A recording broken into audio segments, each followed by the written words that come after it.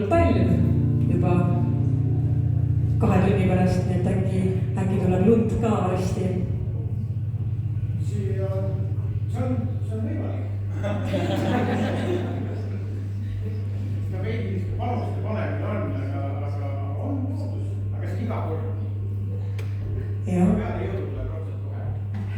Ja täna on 4. advent ja siis täna on veel ka toomapäev. Et tuleb vaadata enda ukse taha täna õhtul, et ega ühtegi tahma toomast ei ole. Ja koristada, see on muidugi peamine. Keskööni on aega koristada. Minu arust päiksetõusuni. On see. Tänase päiksetõusuni on. Homse.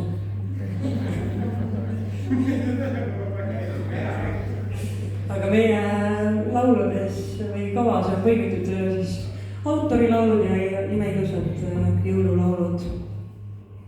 Ja esimene lugu on Langes lund.